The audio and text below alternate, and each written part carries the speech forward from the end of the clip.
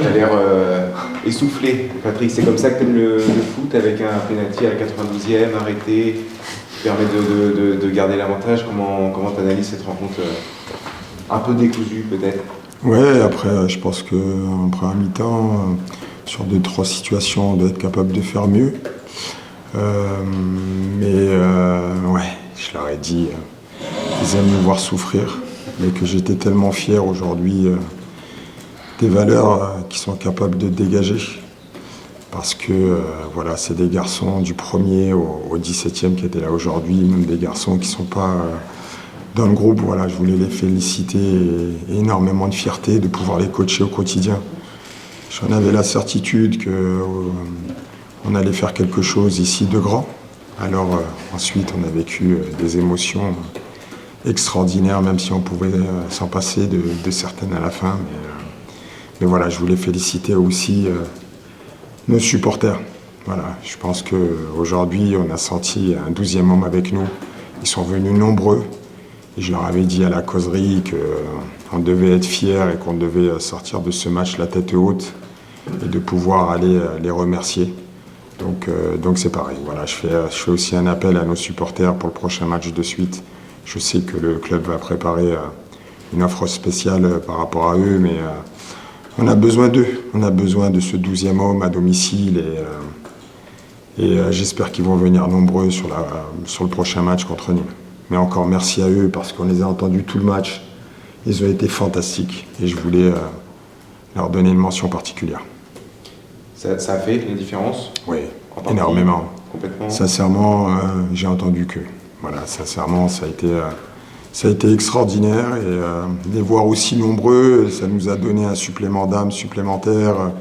Même si ces garçons, depuis le début de saison, ils démontrent un état d'esprit incroyable, mais quand vous êtes poussé comme ça, vous avez des ailes.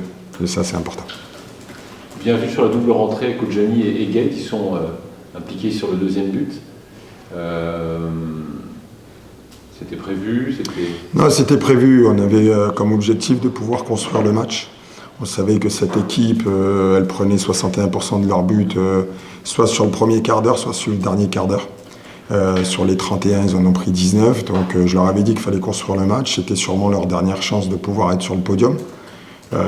Et que quoi qu'il arrive, ils allaient sûrement s'ouvrir en deuxième mi-temps et qu'il allait avoir beaucoup plus de possibilités en deuxième mi-temps de pouvoir faire la différence. Et que nos impactants allaient faire la différence. Voilà, ça a été un peu ma causerie. Alors, ça est très bien. Aujourd'hui, on va dire un coaching gagnant, mais moi, j'ai toujours envie de leur dire c'est eux qui décident. Et aujourd'hui, ils ont un état d'esprit incroyable que celui qui est sorti, celui qui est rentré, voilà, c'est bravo encore à eux. Tu dis que c'était leur dernière chance de potentiellement de monter ce podium. Est-ce que ça veut dire que, sans être mathématiquement assuré de la place de barragiste, le Mans FC a fait un grand pas ce soir? Sincèrement, alors que je vous parle, je réfléchis pas à ça. J'ai envie, et je suis déjà focus avec mon staff sur Nîmes.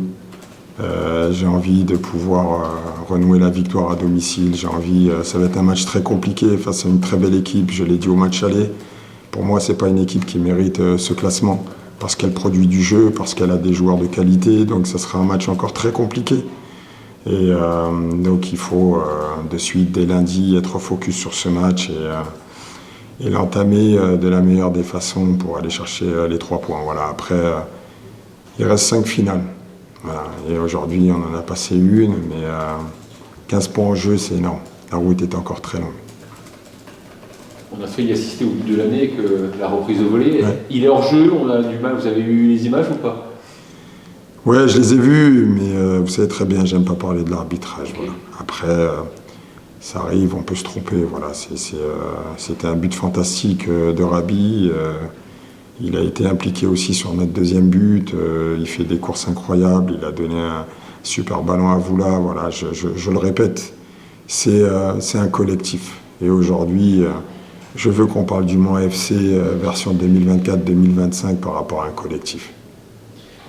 C'est un collectif, évidemment. Est-ce qu'il y a une mention particulière, peut-être Nicolas Kossic, qui sera quand même un très gros match? Alors évidemment, il n'y a pas que le penalty qui sort, hein. Il y a quand même le double arrêt en fin de première période, l'arrêt à la 48e. Ça sauve quand même les meubles.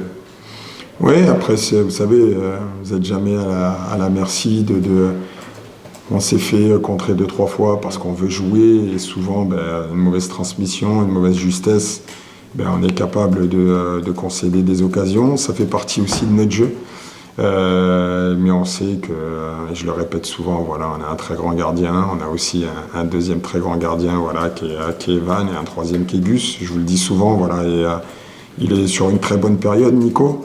Mais les deux derrière le poussent à donner son maximum tous les jours à l'entraînement. Donc voilà, je suis très content pour lui. Et souvent, les grands gardiens nous font gagner des points. Aujourd'hui, il nous a fait gagner 2 points. Super. Ouais. Merci. Merci. Bonne soirée à vous. Bon Merci retour. beaucoup. Merci.